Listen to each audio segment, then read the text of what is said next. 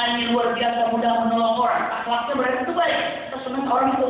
Tidak mungkin ada orang mengatakan, saya suka teman sama dia, kenapa dia itu bohong terus, saya suka sama dia. Tidak mungkin. Karena akhlaknya tidak baik, itu bohong. Saya suka teman sama dia, kenapa? Dia sedikit marah, saya suka sama orang ini, kenapa?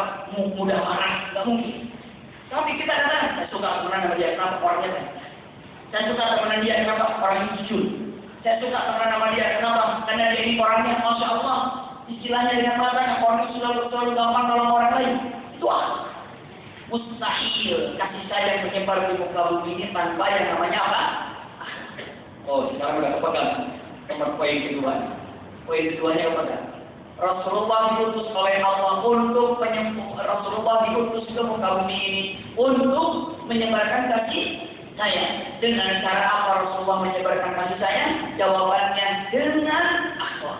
Masya Allah, berketemu akhlak. Nah sekarang, ya sudah ya Rasulullah, kalau itu saya ingin akhlak yang mulia ini. Gimana caranya akhlak yang mulia ini? Bagaimana caranya akhlak yang mulia ini? Rasulullah jawab dengan mengatakan, Anda ingin memiliki akhlak yang mulia, ada cetakan. Cetakannya sama. Sahabat akhlaknya mulia. Tabi'in akhlaknya mulia. Tabi'in akhlaknya mulia. Salafus saleh akhlaknya mulia. Kok sama mulianya? Sama. Kenapa? Karena cetakannya sama. Kalau cetakannya sama, apa yang disimpan di atasnya pasti hasilnya sama. Cetakannya sama, apa cetakannya? Dijawab, cetakannya apa? Cetakannya adalah ibadah. Cetakan akhlak ibadah. Terutama sholat. Terutama apa? Sholat. Dalilnya Al-Quran mengatakan, simpan baik-baik yang ada dalam Al-Quran. Al-Quran mengatakan, Inna sholat tanha anil fahsya'i wal munkar. Sesungguhnya dengan sholat itu menjauhkan daripada perbuatan apa? Keji dan munkar. Akhlak apa bukan?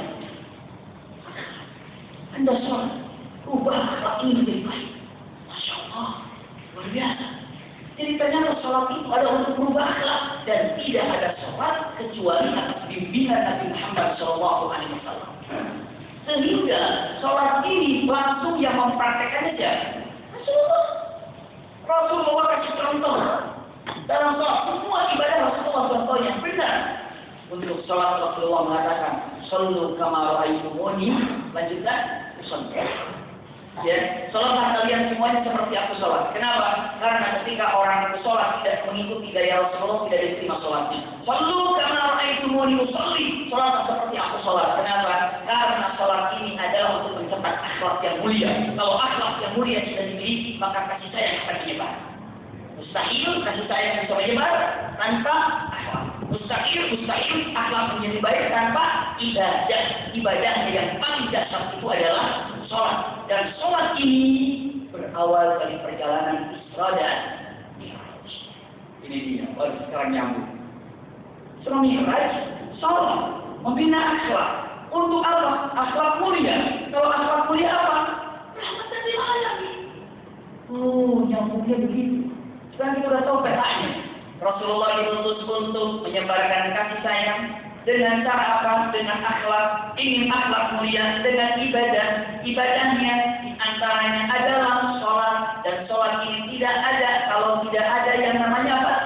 Isra dan Mi'raj. Karena kita tahu Isra Mi'raj adalah yang mengawali daripada semua sholat. Walaupun sebelum Isra Mi'raj itu sholat sudah ada. Kita tahu sholat seperti apa secara yang singkat. Ini saya sampaikan. Sholat ini sebelum membahas tentang yang jauhnya lagi. Sholat ini pertama sholat sebelum Isra Mi'raj. Yang kedua sholat setelah Isra Mi'raj. Dan yang ketiga sholat setelah hijrah. Ya, ulangi lagi. Sholat sebelum Isra Mi'raj, sholat setelah Isra Mi'raj, dan sholat setelah hijrah. Beda, perbedaan. Punten, sholat sebelum Isra Mi'raj gimana ya? Pegang saja 5 poin. Sholat sebelum Isra Mi'raj pegang 5 poin. Pertama, waktunya bebas. 2, rakaatnya bebas. 3, bacaannya bebas. 4, caranya bebas. 4. Waktunya bebas, rakaatnya bebas, bacaannya bebas, caranya bebas. Mau sholat Allahu Akbar langsung sujud. Mau 2 kali silakan, 3 kali boleh, pokoknya bebas. Dan yang kelima menghadap ke Masjidil Aqsa. Pegang 5. Ini adalah sholat sebelum Isra dan Mi'raj. Sekarang, bertahun-tahun ini sampai Rasulullah Isra Mi'raj. Setelah Rasulullah Isra Mi'raj ada perubahan.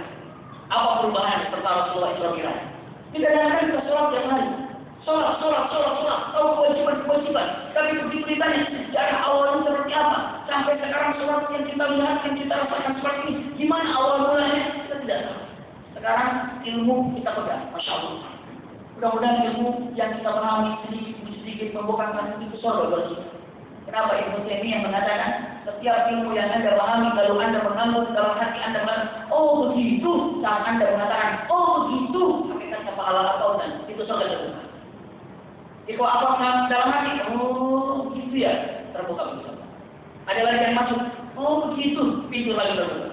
Oh begitu, pintu lagi terbuka. Semakin banyak kita memahami tentang masalah syariat, makin lebar pintu surga terbuka.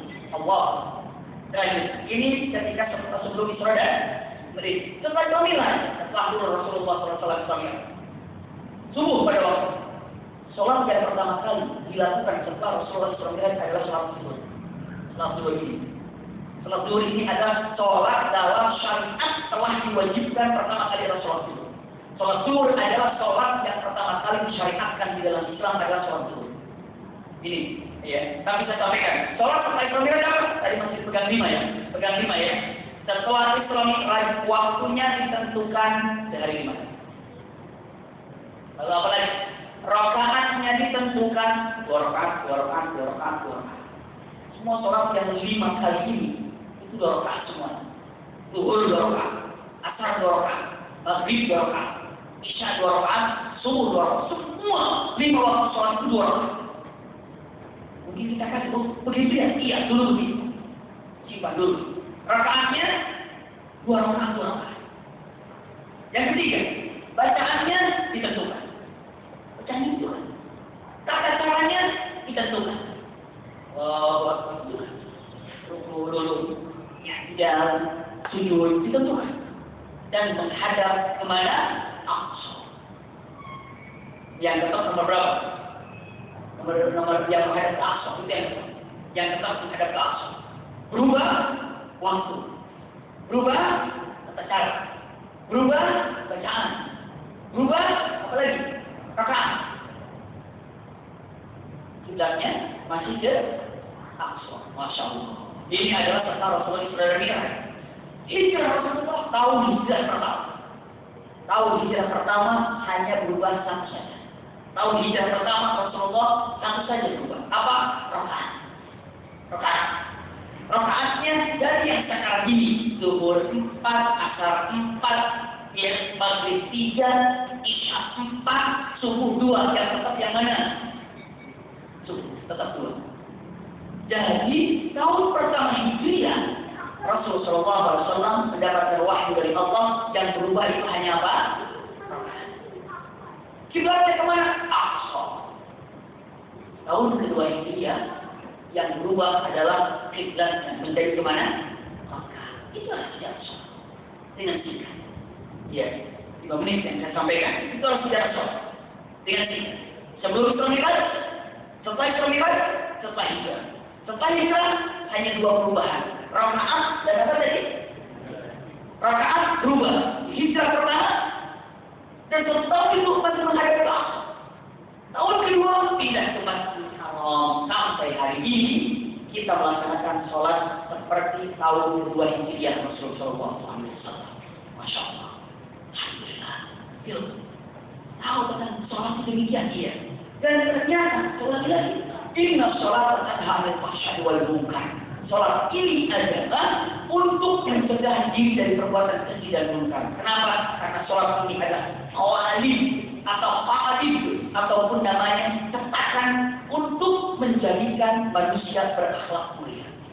Memang enaknya, hebatnya, fungsinya kalau manusia akhlaknya mulia bagaimana? Kalau manusia itu sudah akhlaknya mulia, berarti dia bisa menyebarkan apa?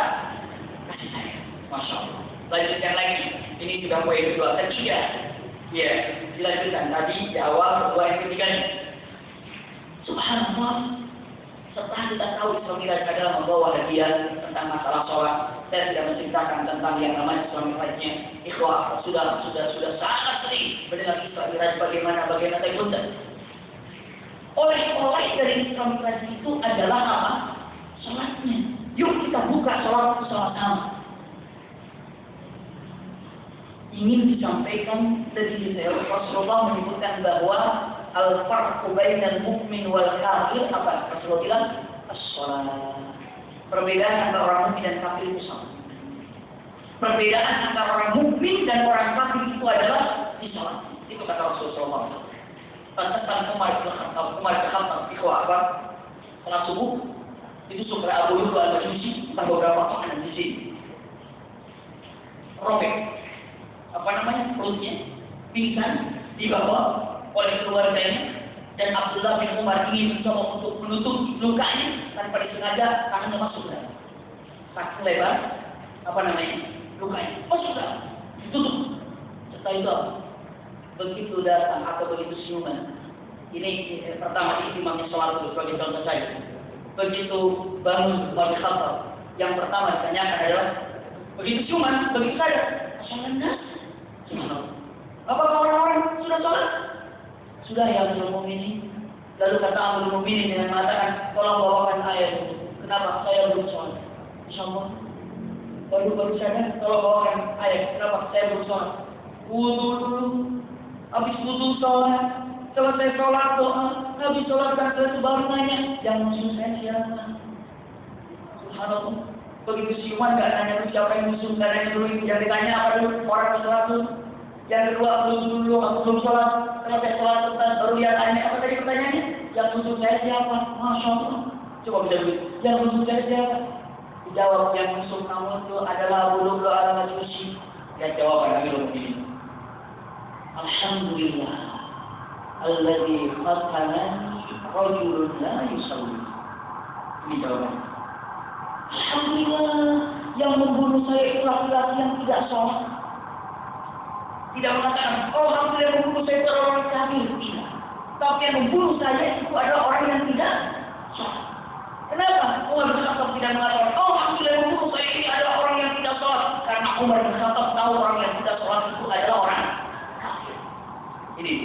Maka Rasulullah mengatakan, al-farqu bainal mu'min wal kafir as-shalah. Perbedaan antara mukmin dan kafir sholat. Ya sholat. Allah. Ini satu. Kedua, poinnya. Rasulullah SAW bersabda dalam hadisnya, "Awwalu ma yuhasabu 'inda Allah as-shalah. Idza salahat salatu wa tanhasabu a'maluhu, wa idza fasadat salatu wa taraka a'maluhu." Atau kama qala. Ya hadisnya, siapa saja atau nanti kelak di akhirat yang pertama kali dihisab itu adalah salatnya. Apabila salatnya baik, maka semua amalannya dihisab. Tapi apabila salatnya tidak baik, maka amalannya tidak akan pernah dihisab. Biar mudah untuk dipahami, ikhwah-ikhwah, mudah-mudahan ada manfaatnya saya sampaikan, simpan baik-baik dalam hati kita.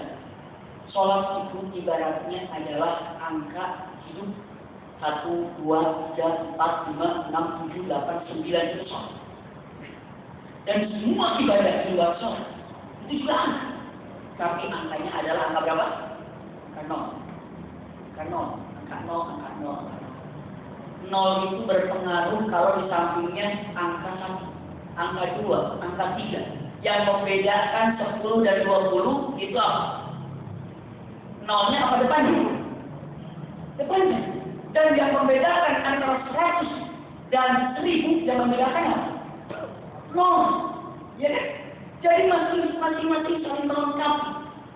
Antara 100 dan 200 yang membedakan adalah bukan nolnya sama-sama 2 tapi depannya berbeda. Pegang dulu ini. Dan yang membedakan antara 100 dan 1000 itu nolnya depannya 1 tapi nolnya beda. Sholat itu ibarat angka 1 sampai angka 9 nilainya. Ada yang nilai sholatnya 1, ada yang nilai sholatnya 2, 3, 7, 9. Tapi amal ibadah selain sholat itu adalah nilainya apa tadi? 0. Maka Rasulullah mengatakan apabila pas dihisab sholatnya ada nilainya, itu semua amalannya. Tapi jika pas dinilai sholatnya 0, nggak usah dihitung. Ngapain di depannya ada 0? Sekarang saya tulis dari ujung situ sampai ujung sana, saya tulis 0 tambah 0 tambah 0 tambah 0 tambah 0 tambah dengan berapa? 0. Ini sahabat bukan sedikit pakai kalkulator lagi. Lihat aja 0 tambah 0 sama dengan 0. Nah betul. Karena 0 itu tidak ada harganya ketika tidak berdampingan. Subhanallah. Semua amal ibadah, zakat 0, haji 0, birrul walidain 0. Ini kata terlalu lama untuk lebih pahaminya.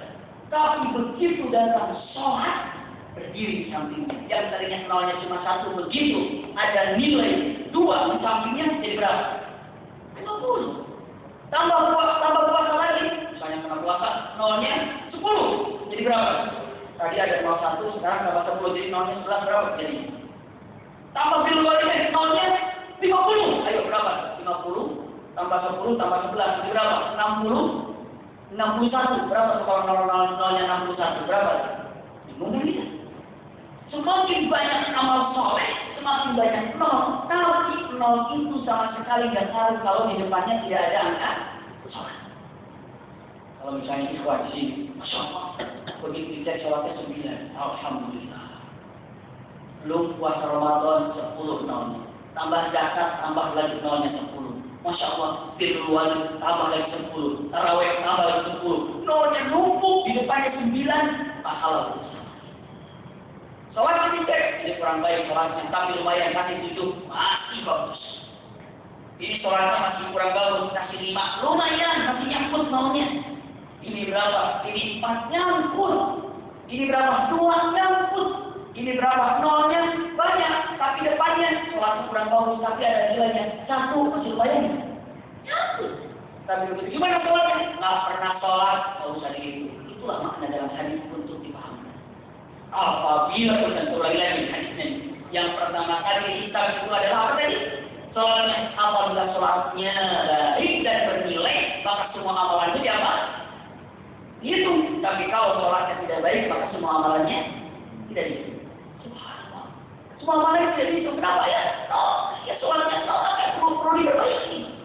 Ini nomor pertama saya sampaikan tadi apa? Nomor pertama tadi sampaikan perbedaan mukmin dan kafir adalah sholat. Nomor 2 tadi sampaikan apa? Yang pertama kali dihisab adalah sholat. Sholatnya baik semuanya. Sholatnya tidak baik, nggak baik semuanya. Maka yang pertama kali diperbaiki itu adalah apa? Sholat. Benar. Agar kita lebih bangga lagi dengan sholat. Wafatillah. Karena waktu yang sangat singkat sekali dalam kesempatan ini. Pun dalam sholat ini, Masya Allah, penemuan terbaru itu oleh tim kesehatan dunia. Mungkin sudah ada yang mendengar.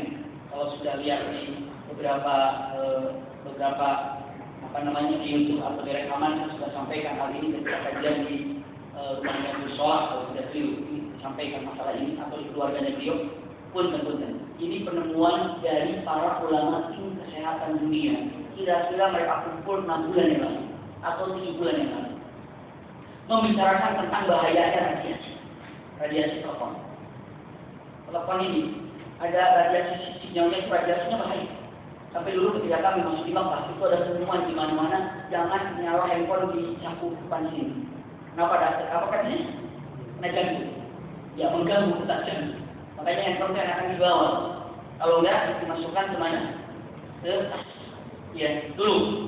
Sampai itu akhirnya ada lagi. Jangan sekali-kali handphone nyala ketika lagi tidur, apalagi taruh di mana?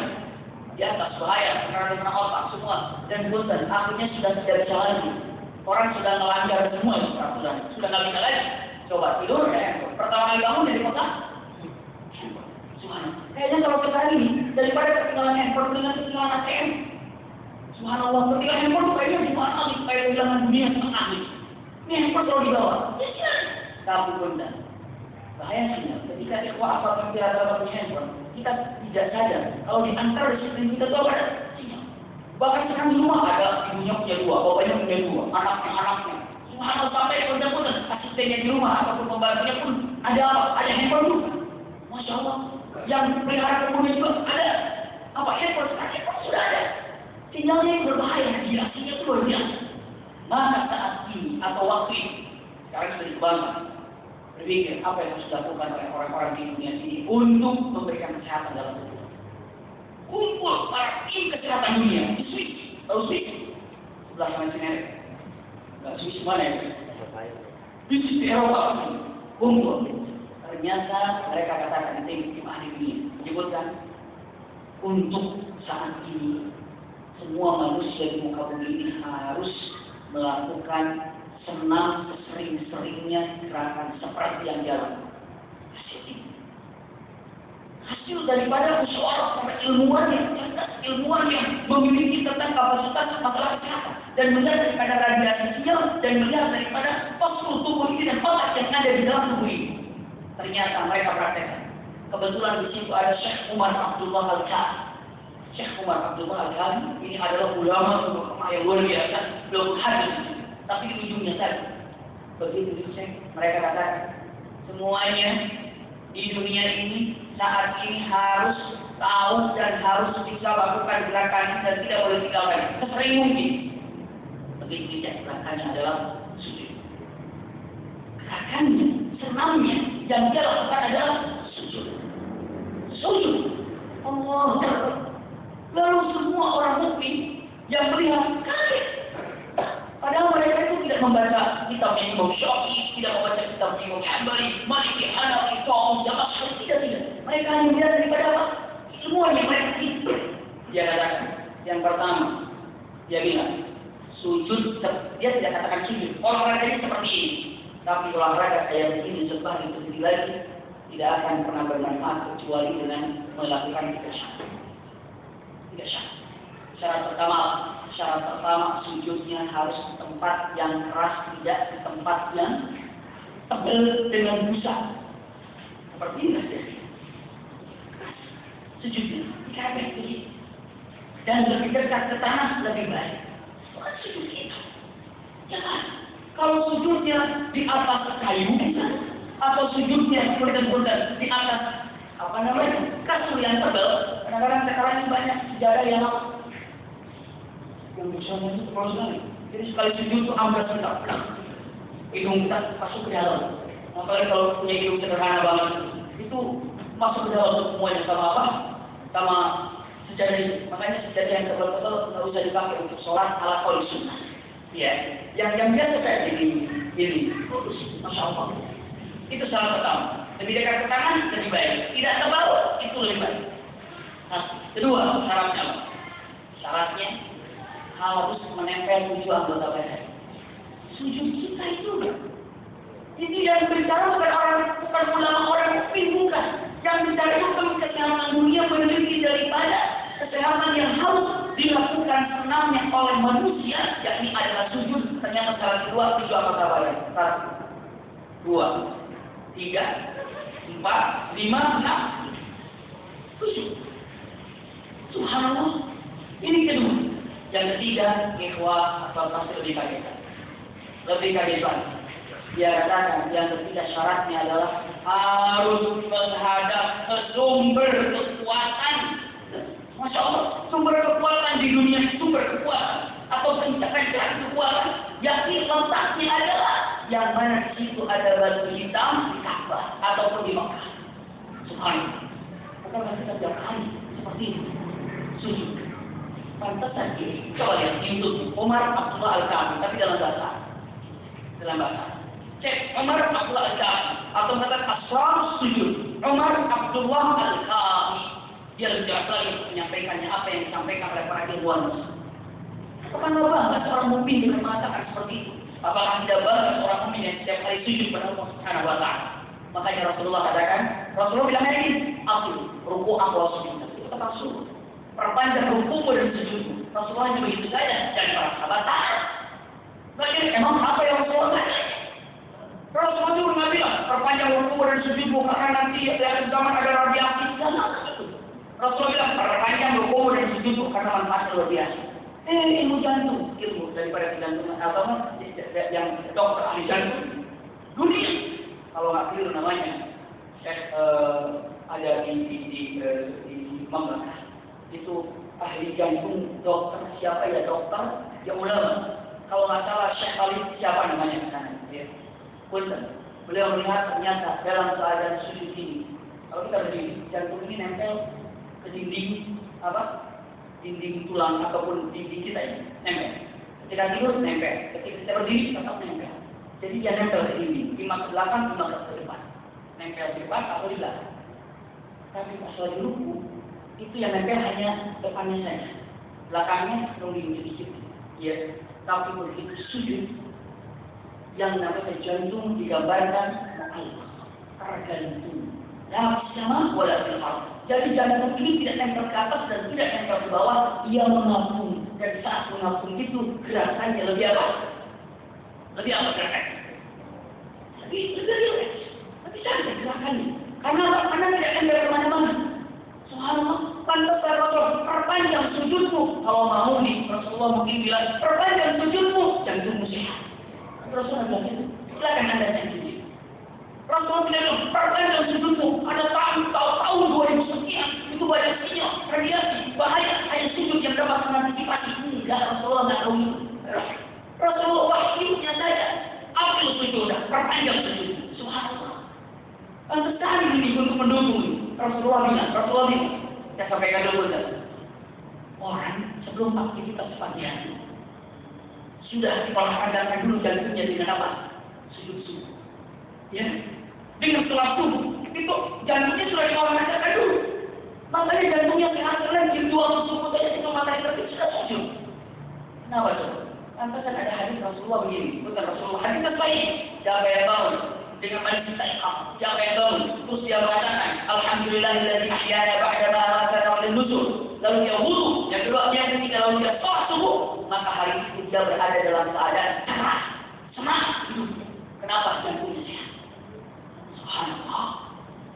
Luar biasa. Kadang-kadang heran orang mengejar pergi agar tidak terlambat ke kantornya subuhnya dia. Padahal intinya di sujudnya itu subuhnya. Sujud dulu, subuh dulu, baru berangkat. Ataupun di perjalanan, dalam perjalanannya sholat subuh, baru lanjutkan lagi. Subhanallah. Rasul ini, bahkan saya sampaikan. Pernah dengar nggak seorang sahabat? Ya, pernah seorang sahabat. Ada dua sahabat. Ada yang mengatakannya ada orang, ada yang mengatakan satu orang lagi siapa namanya. Adalah, ya, dengan menyebutkan, ya Rasulullah, saya ingin jadi ahli surga. Ya Rasulullah, doakan saya ingin menjadi ahli surga. Rasulullah bilang, kalau kamu ingin menjadi ahli surga, perbanyak sujud. Jika ingin jadi ahli surga, perbanyak sujud. Maka benar. Antara akhwat cara kita menuju surga. Kalau saya sampaikan di tempat ini, kita akan ingin ke surga. Tapi jarak saya dengan surga itu jauh mana? Jarak kita menuju surga adalah sama jaraknya antara ini ke tempat sujud. Semakin memperbanyak sujud, semakin dekat kita ke surga. Semakin kita menjauhkan diri kita ke tempat sujud, semakin jauh surga. Ingin dekat ke surga, seringkan letakkan di tempat sujud. Jarak antara kesuksesan kita di dunia ini dan kesuksesan kita di akhirat jaraknya adalah antara ini ke tempat sujud itu aja. Jaraknya seperti ini. Kuat seorang punya masalah, ingin selesai dari masalah itu. Ya, kapan saya selesai masalah ini? Titik penyelesaian masalah yang sedang dihadapi jaraknya adalah antara ini ke tempat sujud. Saya punya cita-cita, saya punya harapan, saya ingin punya apa? Ingin selesai cita-cita ini tuntas cita-cita ini. Saya ingin meraih cita-cita ini. Jawabannya antara Anda dan kesuksesan dari cita-cita yang Anda harapkan jaraknya adalah antara ini. Maka selesaikan semua harapan kita dan cita-cita tadi atas sejadah. Subhanallah. Sejadah lagi. Orang mukmin itu apa ya? Kalau kita melihat makanan, lagi lapar, itu bisa jadi apa namanya?